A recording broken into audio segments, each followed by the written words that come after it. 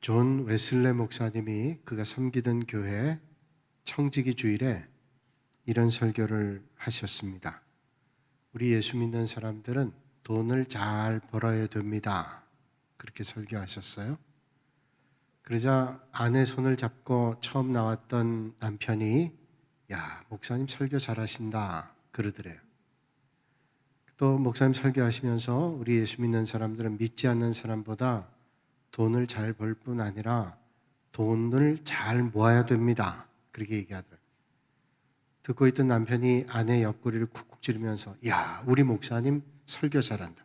처음 나왔는데 우리 목사님이 이어서 말씀하시기를 우리가 돈을 잘 벌고 잘 모아서 우리만 위해서가 아니라 이웃을 위해서 하나님 나라를 위해서 하나님 영광을 위해서 베풀고 풍성한 삶을 나눌 수 있도록 그런 삶을 살아야 됩니다. 그렇게 말했어요. 그러자 나가면서 야, 니네 목사님 오늘 설교 죽 썼다 그러더래요. 물론 존 웨슬리 목사님이 단적으로 얘기한 좀 지나치게 표현한 그런 유머스럽게 얘기한 그런 얘기라고 생각합니다. 처음 예수 믿는 사람들에게 가장 큰 부담이 되는 게 있다면 아마 헌금 드리는 것, 특별히 11조 헌금을 하나님 앞에 드리는 것이다 라고 말할 수 있을 겁니다. 넉넉한 살림이라고 해도 11조 헌금은 부담이 되죠. 월급 타서 빠듯하게 사는 사람들에게 열의 하나를 하나님께 드린다. 웬만한 믿음 가지고는 쉽지 않아요. 그래서 그것 때문에 시험 드는 사람들이 참 많습니다. 그래서 고민하다가 다음 달부터 하면서 11조 헌금을 드리지 못하는 분들도 있습니다. 그런데 생활이 넉넉해도 하나님 앞에 11조 헌금을 드리지 못하는 분들도 있습니다. 여러 가지 이유가 있죠. 마음에 시험이 들어서, 또 마땅치 않아서, 믿음이 없어서 여러 가지 이유를 댈 수 있을 거예요. 나름대로 합리적인 이유를 댑니다. 내가 헌금을 안 하려고 하는 게 아니라 이유가 있어. 그리고 합리합니다. 따져보면 하나님에 대한 은혜를 깊이 생각 못한 것이죠. 그리고 설교자의 입장에서도 가장 어려운 설교 가운데 하나가 11조 헌금에 대한 설교입니다. 왜냐하면 자고로 헌금에 관한 설교를 듣고 은혜를 받았다고 하는 교인들이 그렇게 많지 않기 때문에 그래요. 헌금에 대한 설교하면 사람들이 긴장을 합니다. 그래서 예전에 제가 신학교 다닐 때 한국교회 원로 목사님께 어떤 신학생이 여쭤봤습니다. 목사님, 헌금에 대한 설교는 얼만큼 해야 됩니까? 그랬더니 그 목사님께서 곰곰이 생각하시더니 적어도 1년에 한 번은 해야죠. 그렇게 얘기했다는 거예요. 얘기한 걸 제가 들었습니다. 그렇죠. 해야 되죠. 불편하지만 해야 됩니다. 그런데 그 헌금에 대한 설교를 듣고 지나고 난 다음에 또 그 말씀을 듣고 실천하고 난 다음에는 은혜가 되었다고 하는 성도들의 간증이 많은 것도 이 헌금에 대한 설교예요. 그때는 좀 불편하고 힘든 부분도 있지만 그 말씀을 듣고 어렵지만 실천했던 사람들 가운데 은혜를 많이 경험했다고 하는 간증이 많은 것도 이 헌금에 대한 설교입니다. 동부교회 온 지 얼마 안 됐을 때 참 훌륭한 장로님 계십니다. 예배 생활 잘하고 기도 생활 잘하고 뭐 영적으로나 지적으로도 전혀 부족함이 없는 그런 장로님 계셨는데 많은 분들이 존경하던 분이었고 저도 존경했습니다. 장로님께서 저한테 사석에 있을 때 그런 말씀 하시더라고요. 제가 예전에 집사일 때에는 헌금 생활 안 했습니다. 그러시더라고요. 제가 믿기지 않았어요. 아니 집사님 때 안 하셨는데 어떻게 장로님 되셨어요? 그랬더니 그 장로님께서 그런 말씀하세요. 예전에 집사일 때 11조 헌금이라는 걸 생각도 못하고 하지도 않았답니다. 그거는 뭐 특별한 사람들이 하는 거지라고 생각했대요. 그리고 신앙생활을 했는데 어느 날 담임 목사님이 잠깐 만났으면 좋겠다 그래서 방에서 부르시더래요. 그러면서 하시는 말씀이 집사님 이제는 이제 집사 되셨고 섬기시니까 11조 헌금을 좀 하셔야 됩니다. 그랬답니다. 그래서 그 다음 달부터 헌금을 하셨대요. 불편하시지 않으셨습니까? 아니 본인이 그렇게 해야 되는 걸 잘 몰랐답니다. 그래서 목사님 말씀하시니까 이거 해야 되는구나 생각해서 그 다음 달부터 했대요. 저는 그 말씀 듣고 더 존경했습니다. 왜냐하면 그런 말을 듣고 불편해하거나 기분이 나쁘거나 어떻게 이런 말 하지라는 부끄러운 마음에 오히려 잘 따르지 않을 수도 있거든요. 근데 그 말씀 그대로 들었어요. 그리고 어떤 의미에서 좀 부끄러울 것 같은 얘기인데도 새로 막 온 목사인 저에게 얘기했어요. 그래서 제가 생각하는 게 많았습니다. 참 장로님도 훌륭하고 그 목사님도 참 훌륭하신 분이다. 뭐 그분이 헌금하시지 않는다고 뭐 교회가 얼마나 어려워지겠어요? 그러나 그분을 위해서 또 귀한 믿음의 길 걷게 하기 위해서 성경에 가르쳐 주신 것을 가르쳐 주신 거겠죠. 그리고 그때 제가 한번 돌아봤습니다. 만약에 어떤 집사님들이 계신데 11조 헌금 생활 잘 안 하면 제가 불러서 집사님 헌금 생활 하셔야 됩니다. 그러면 그분들이 잘 들을까? 아니면 나는 혹시 그분이 상처받을까 봐 뭐 이런저런 여러 가지 생각 때문에 말을 잘 할 수 있을까? 그런 생각도 해봤어요. 두 분 다 훌륭하신 분이셨어요. 오래전에 몽골에서 사역하시는 선교사님의 말씀을 들었습니다. 이 몽골 선교사님은 몽골에 있는 현지인들을 선교하는데 아주 작은 교회를 목회하셨습니다. 다 100%가 몽골 사람들이에요. 예배를 드리는데 설교를 하고 헌금을 할 때입니다. 헌금 바구니를 우리처럼 이렇게 쭉 돌리는 거예요. 돌릴 때 교회 나온 지 얼마 안 된 분이 손을 번쩍 들고 묻더랍니다. 목사님, 제가 질문이 있습니다. 헌금 바구니가 돌아가고 있는데 질문을 한다니 얼마나 긴장이 돼요. 예, 하십시오. 그랬더니 그분이 말씀하시기를 목사님, 돈 말고도 다른 것으로 11조 해도 됩니까? 묻더라는 거예요. 목사님, 그럼요. 하나님께서 주신 은혜 어떤 것이라도 열의 하나를 하나님 것으로 알고 드리는 게 중요합니다. 물질도 그렇고 시간도 그렇고 재능과 은사도 마찬가지입니다. 그 말을 듣고 이 성도님이 대단히 기뻐하시더래요. 그 이유를 잘 몰랐답니다. 그 다음 주일날 오실 때 이분이 큰 자루를 하나 메고 오시더래요. 저 자루가 뭔가 생각인데 예배 드릴 때 헌금을 하는데 헌금 바구니가 돌아갈 때 그 자루를 내드려요. 그래서 헌금 바구니 들고 있던 헌금위원 집사님이 그걸 다 감당할 수 없어서 옆에 있는 분들이 도와서 이제 강대상 앞에 냈어요. 예배 끝난 다음에 모두 궁금했을 거 아니에요. 목사님도 궁금하시고 헌금위원들도 궁금하고 교인들도 궁금했을 거예요. 그래서 자루를 열어봤더니 그 자루 한가득이 소똥이 들어있다. 소똥. 깜짝 놀랐어요.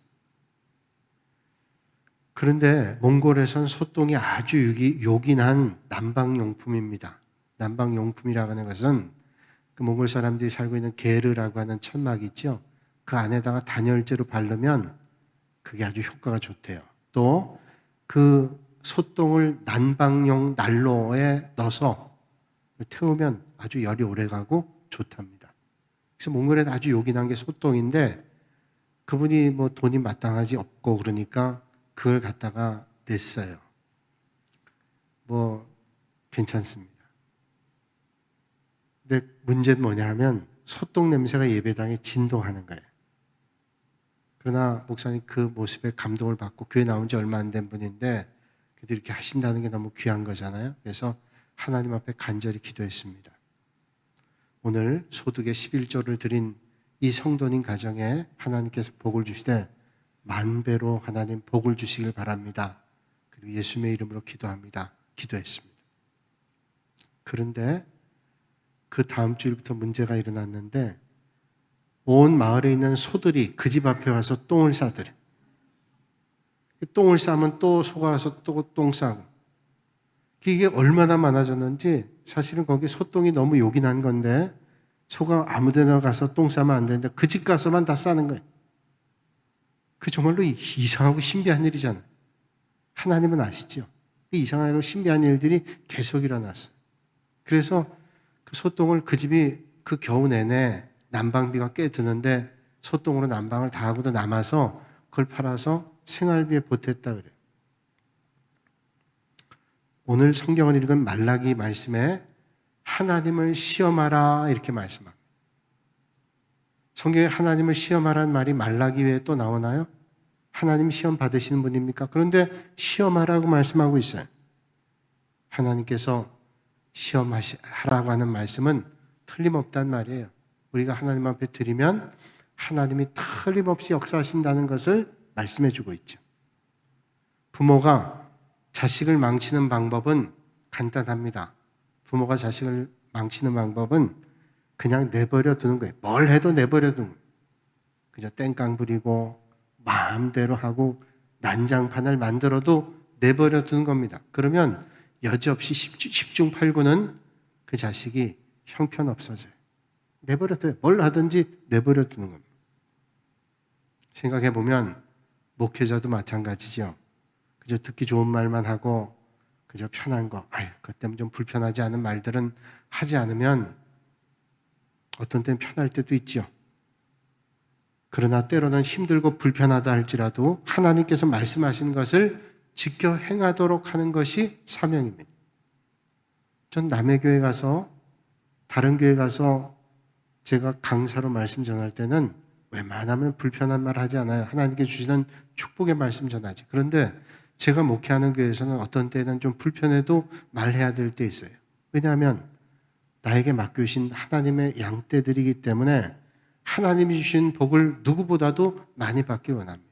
오늘 이 아침에 하나님 주시는 말씀이 여러분들에게 큰 복과 은혜가 되시기를 주님의 이름으로 축복합니다. 이게 바른 길로 가는 길이죠.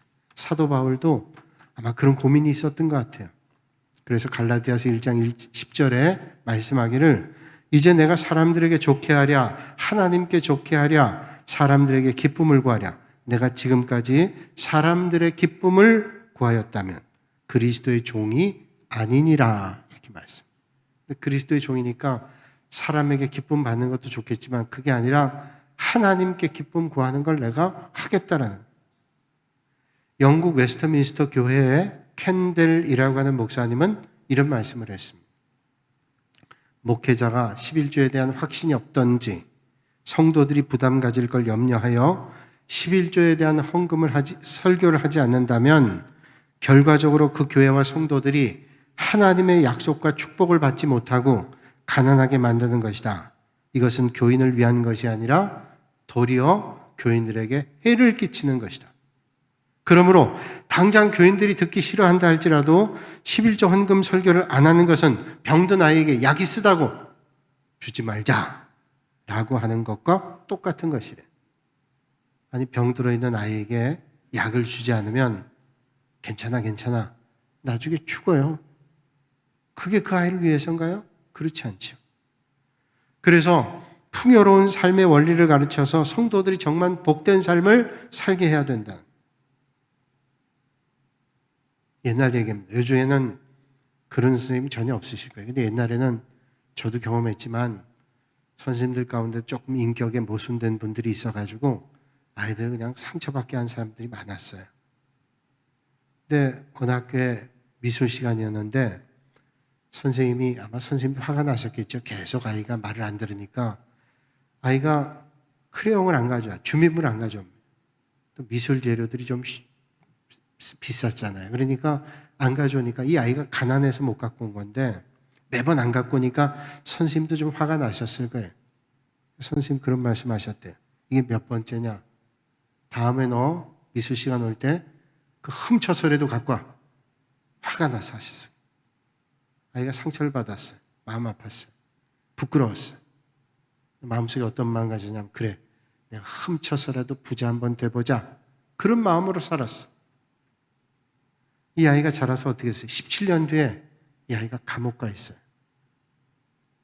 우리가 어떤 말을 듣는가 하는 게 참 중요한 말. 어떤 말을 듣느냐. 남태평양의 솔로몬 제도 안에 섬이 하나 있는데 그 마을의 사람들은 벌채를 많이 하는데 도끼로 벌목하기 어려운 나무들이 있어요. 큰 아름드리 나무들은 그거 가지고 안 됩니다. 그래서 그 나무를 어떻게 벨까 하는데 옛날부터 전해오는 방법이 있는데 온 동네 사람들이 큰 나무 앞에 가서 소리를 지르는 겁니다. 그 나무 앞에서 큰 소리를 지르는 거예요. 그러면 한 달쯤 지나면 나무가 고사하기 시작한답니다. 죽기 시작한. 그 다음에 금방 나무를 꺾을 수 있다는. 여러분, 사람의 말에는 힘이 있다 그러죠. 말에 힘이 있다. 그래서 우리나라에서 KBS 방송국에도 시험했어요. 물 갖다 놓고 욕을 한 물이 어떻게 바뀌고 축복한 말이 어떻게 바뀌냐. 쌀도 갖다 놓고 욕을 했더니 얼마 안 돼서 곰팡이가 나고 썩잖아요. 축복하니까 오랫동안 가더래요. 말엔 힘이 있어요. 성경은 말씀하죠. 말의 권세에 대해서. 어떤 말을 하는가, 어떤 말을 듣는가 참 중요합니다. 복이 되는 말, 은혜가 되는 말, 살리는 말 하실 수 있는 여러분들이 되시기를 주님의 이름으로 축복합니다. 하나님의 말씀은 들으면 들을수록 복이 돼요. 여러분, 하나님 말씀이라면 들으세요. 복이 됩니다. 어떤 때는 좀 불편할 때 있어요. 저도 설교할 때 이 말씀 좀 피하고 안 하고 싶을 때가 있어요. 그런데 그 말씀을 피하고 이거저거 피하면 어떻게 전하겠어요?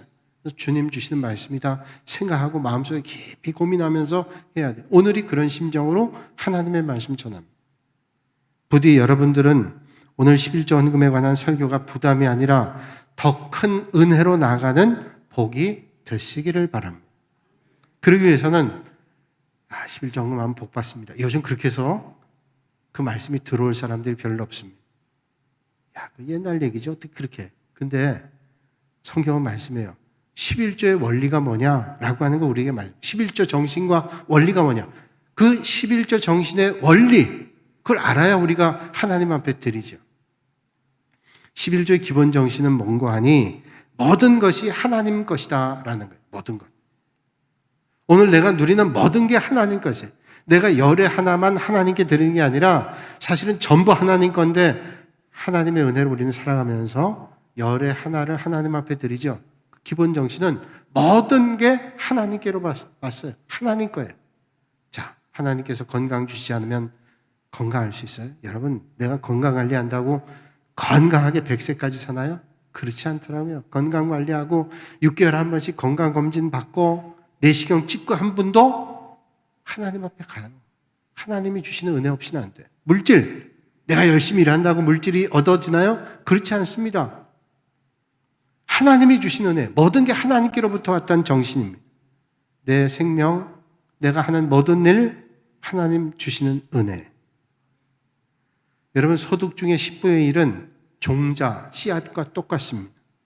종자를 내가 먹어버리면 그 다음에 양식을 먹지 못합니다. 양식은 종자, 씨앗을 뿌려야 열매를 거둘 수 있어요. 농사 짓는 사람들은 아무리 배고파도 종자 씨는 먹지 않죠. 텔레비전 같은 데 보면 농가에 처마 밑에 보면 옥수수가 매달려 있습니다. 아니, 그 옥수수를 왜 저렇게 말려버리지? 어릴 땐 생각했어요. 근데 그게 종자 씨래요. 그거를 먹으면 안 된답니다. 그건 놔뒀다가 농사 질 때 써야 그 다음에 또 열매를 거둘 수 있는 거예요. 믿음이 없으면 11조 종자까지 먹어버려요. 왜? 그거 먹고도 살기가 바빠요. 인생은 다 바쁘고 힘듭니다. 근데 그 종자씨를 먹으면 열매를 거두지 못해요. 그것도 세상에서 배우잖아요. 하물며 하나님 앞에 그런 믿음이 없다면 안 되는 거예요. 그리고 믿음이 없으면 열의 9보다 열의 하나가 더 커 보입니다. 그래서 절대로 못하는 거예요. 물질이라고 하는 것은 영적인 것과 관계 있어요. 리차드 포스터라고 하는 영성신학자는 여러 해 전에 이런 책을 썼습니다. Money, Sex, and Power. 돈, 섹스, 그리고 권력. 이 세 가지를 얘기하면서 말하죠. 내가 주인 노릇하는 데서 하나님이 주인인 것으로 돌아서는 거, 이게 진짜 믿음이라는. 내가 물질의 주인이야. 내가 내 주인이야. 모든 권력은 나야. 라고 생각하는 데서부터 돌이켜서 주인은 하나님이다. 라고 바뀌어지는 게 진정한 회심이라는 거예요. 거기서부터 인생은 바른 길로 갈 수 있다. 우리가 돈 버는 거요. 어느 정도 재능이 있으면 돈 벌 수 있습니다. 또 조금 종잣돈이 있거나 누구 도움 받거나 부모가 좀 물질이 있는 부모 도움 받으면 출발이 좀 좋을 수 있어요. 좀 재능이 있으면 거기다 있으면 돈 법니다. 그런데요, 돈 쓰는 것은 재주만 가지고 안 됩니다. 인격이 있어야 돼요. 특별히 믿음이 있어야 됩니다. 그래야 잘 씁니다. 돈 버는 재주 있는데 돈 제대로 못 쓰잖아요. 여러분, 돈 많이 가진 거지도 있고 돈 없지만 정말로 부유한 사람이 얼마나 많은지 몰라요. 돈 많이 버는 건 재주로 벌지만 돈 쓰는 건 인격과 믿음이 있어야 돼요. 오늘 주님 말씀하죠. 만군의 여호와가 이르노라. 너희의 온전한 11조를 창고에 들여 너희 집에 양식이 있게 하고 그것으로 나를 시험하여 내가 하늘문 열고 너희에게 복을 쌓을 곳이 없도록 붙지 아니하나 보라. 여러분, 11조는 우리에게 시험하는 거예요. 뭘 시험해요? 믿음을 시험하는 거예요. 여러분, 믿음을 시험하는 가장 중요한 게 뭐예요? 하나님 앞에 내가 11조를 할 수 있느냐? 단도직입적으로 얘기하면 그거예요. 그게 믿음의 전부는 아니지만 아주 중요한 요소입니다. 성경에 하나님을 시험하지 말라는 말이 얼마나 많아요. 그리고 하나님이 시험 받으실 분도 아닙니다. 여러분, 하나님이 시험 받으실 분이에요? 하나님 시험하지 말라는 말씀 많이 있는데 오늘 말씀 보니까 성경에 딱 한 번 말라기서에 하나님께서 시험하라고 말씀해요. 하나님 시험하라는 거예요. 그 말은 뭐예요? 시험 한번 해봐라. 어떻게 되는지. 네가 시험하느라고 한번 하나님 앞에 드려봐. 어떤 축복이 있는지. 한번 네가 시험하느라고 하지 않아봐. 어떤 삶이 되는지 하나님께서 확실하다고 말씀해 주시는 거예요.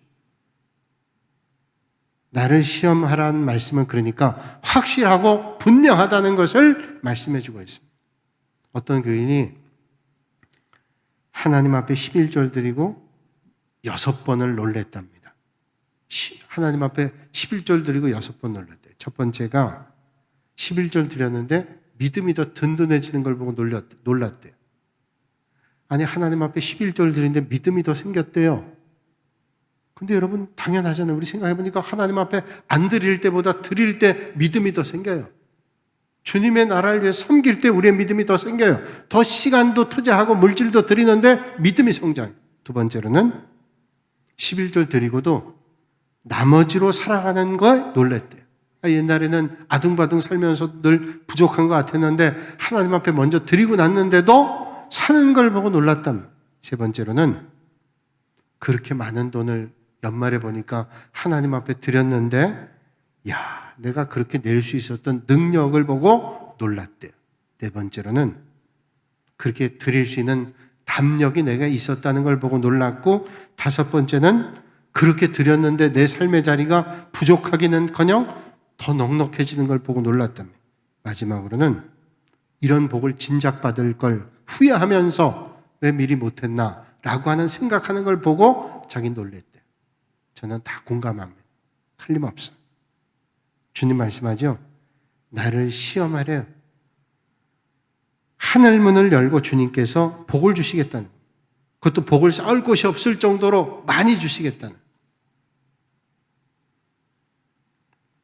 지금은 파이프를 연결해서 각 가정마다 다 수도꼭지를 틀면 물이 나옵니다.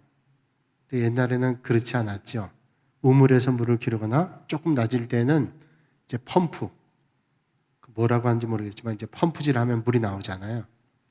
펌프질 하면 물이 나오는 그런 때.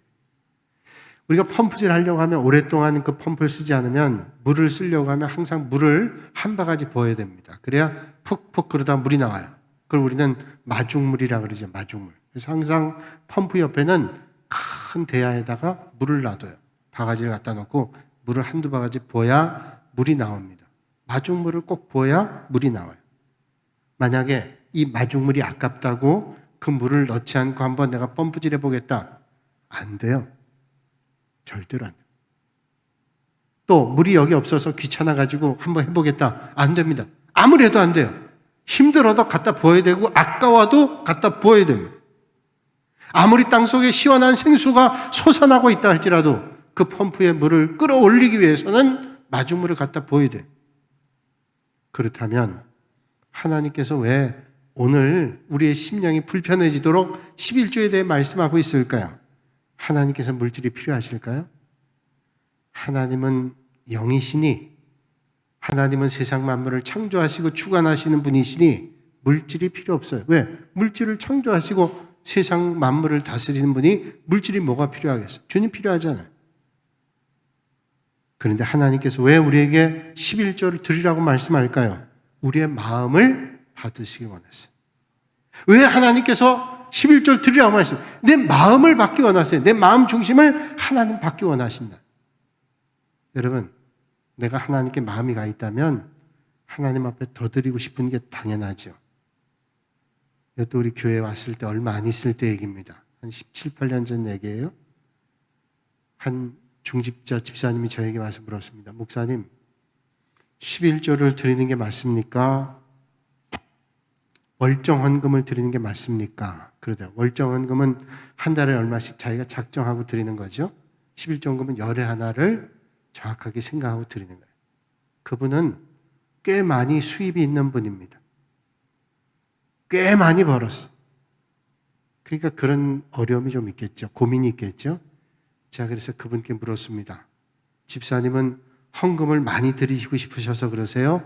조금 내고 싶으셔서요? 대답 안 하시더라고요. 하나님 앞에 뭘 드리고 싶어서 하는지를 주님은 아시잖아요. 그런데 뭘 그걸 물어봐요? 주님은 우리에게 돈이 없으셔서 많이 내기를 원하시거나 풍성하게 드리도록 원하시는 게 아니라 우리에게 복을 주시기 위해서 원하시는 것이고 우리의 마음을 받기를 원하시는 거예요. 그 마음을 주님은 받으시는 거죠. 한국교회 오래전부터 내려오는 우스갯소리 하나 있죠.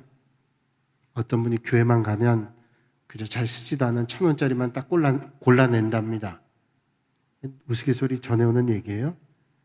근데 그날따라 주머니를 열어봤더니 1,000원짜리였고 10,000원짜리밖에 없더래요. 그래서 10,000원짜리를 냈는데 그날 10,000원짜리 냈다는 걸 사람들에게 알리고 싶어가지고 오늘 내가 오늘 10,000원 냈다고 그랬더니 옆에 있던 집사님이 웃으면서 얘기하더래요. 걱정하지 말라고 하나님은 네 10,000원짜리를 1,000원짜리로 받으셨을 거라고. 왜? 하나님은 마음을 받으세요. 하나님 거지가 아니시잖아요.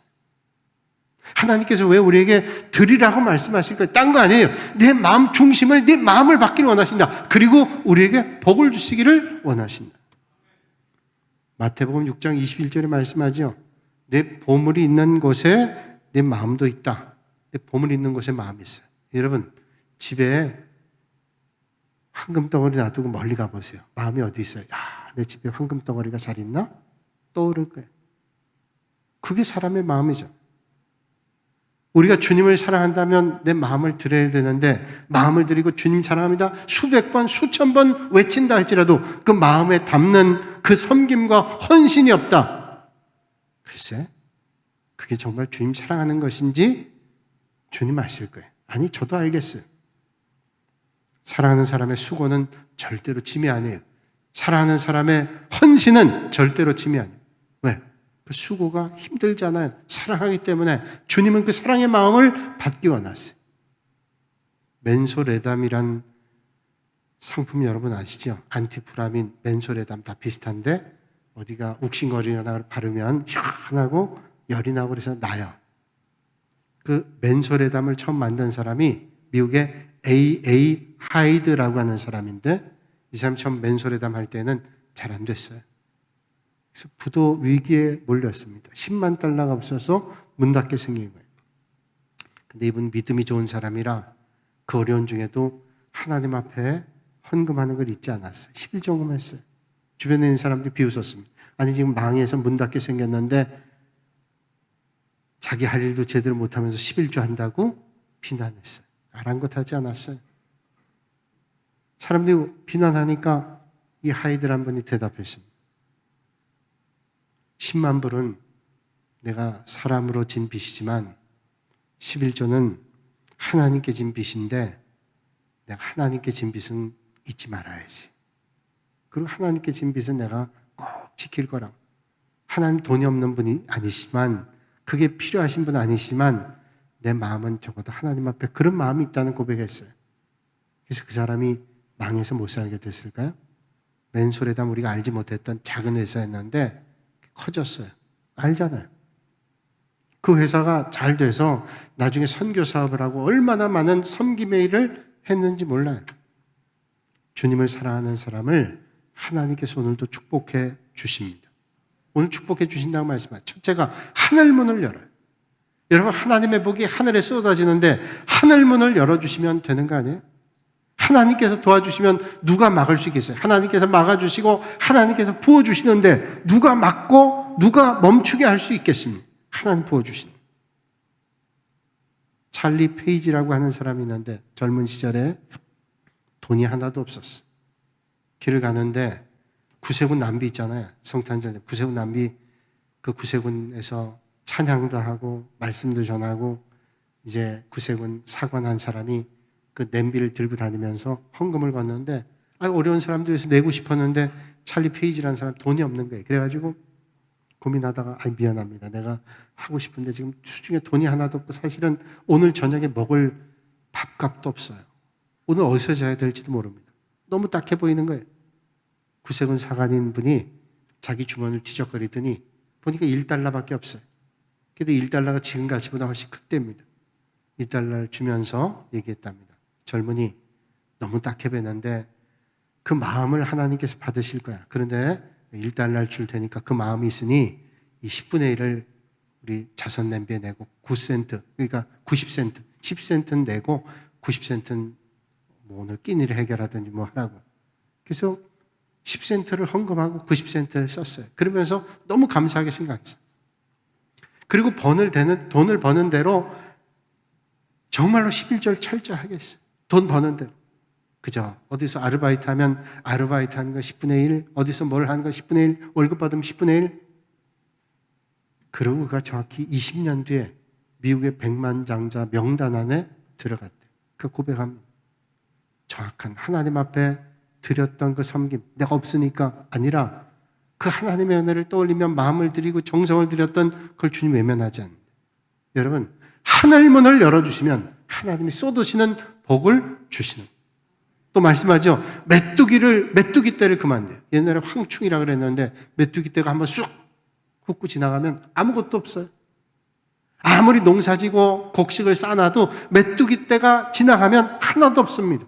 사람들은 많은 열매를 거두고 풍성하고 자 이제 마음껏 먹고 마시자. 그날 밤에 주님 우리의 영혼을 걷어가시면 성경 말씀하죠. 메뚜기 떼가 지나가면 아무 소용없어요. 하나님이 막아주시고 돌봐주셔요. 뿐만 아니라 하나님께서 그런 섬김의 자리에 있는 사람을 어떤 복을 주세요? 하나님께서는 포도나무 열매가 기한전에 떨어지지 않게 한다. 기한전에 떨어지는 거예요. 포도 열매가 풍성해서 그걸 거두어서 갖다 팔아야 돈이 되는데 기한전에 떨어지면 어떻게 돼요? 우박이 쏟아지고 풍파가 치고 떨어지면 무슨 소용이 있어요? 근데 하나님께서 하늘문을 열어서 메뚜기 떼도 막고 기한 때 열매를 거두도록 하나님이 하신다. 여러분, 하나님은 오늘도 그런 온 마음을 드리고 정성을 드리는 사람을 하나님께서 끝까지 돌봐주십니다. 저는 오늘 간절한 마음으로 오늘 우리 믿음의 성도들이 그런 복을 놓치지 않고 큰 은혜 가운데 사시는 여러분들이 되시기를 주님의 이름으로 축복합니다. 얼마나 귀한 일입니까? 프랑스의 정치가인 샤른이라는 사람이 있는데 나폴레옹을 비난했다 감옥에 갔습니다. 그 당시에 그야말로 무소불위의 권력을 가지고 있는 나폴레옹을 저항했다가 살아날 길이 없죠. 그래서 감옥에 있었어요. 희망이 없어요. 나갈 길이 없습니다. 벽에다가 감옥벽에 이렇게 써요. 나는 아무도 돌봐주지 않아. 절망이야. 감옥벽에 썼어요. 아무도 돌봐주지 않아요. 무소불위의 권력자인 나폴레옹을 대적했다가 무슨 희망이 있겠어요. 그런데 그 감옥 바닥에서 어느 날 보니까 풀이 나오기 시작해요. 그런데 꽃이 피기 시작해요. 감옥 그 바닥, 딱딱한 바닥 그 사이 틈에서 꽃이 나온 겁니다. 너무 귀해서 자기가 마실 물도 아껴가면서 물을 줘서 키웠습니다. 소문났어요. 간수들이 지나면서 보고 주변에 있는 죄수들이 보면서 지나면서 야 여기 꽃이 폈네? 너무 소중한 게 키운 거예요. 주변에 소문이 나고 나중에 귀부인들에게 소문나고 나폴레옹의 부인인 조세핀에게도 알려졌어요. 조세핀이 그 감옥 가서 구경했어요. 조세핀이 마음에 감동받았어요. 이 감옥에서 꽃이 피다니. 그리고 생각했습니다. 이런 꽃을 사랑하는 사람이 나쁜 사람일 수는 없다. 나폴레옹이 얘기했어요. 그런 사람이 나쁜 사람일 수 없어. 그 사람 특사로 나오게 됐어요. 그는 꽃을 보면서 벽에다가 난 아무 희망이 없어. 절망이라고 하는 것에 꽃을 키우면서 그걸 지우고 썼다 그러죠. 하나님은 이 순간에도 나를 돌보신다. 그렇습니다. 하나님 날 돌보세요. 하나님께서 하나님의 자녀들이 잘 되고 성공하기를 원하십니다. 그래서 오늘 주님 말씀하시는 거예요. 하나님께서 오늘 말씀하시는 건 오늘 우리에게 은혜와 복을 주시기 위해서 말씀하고 계십니다.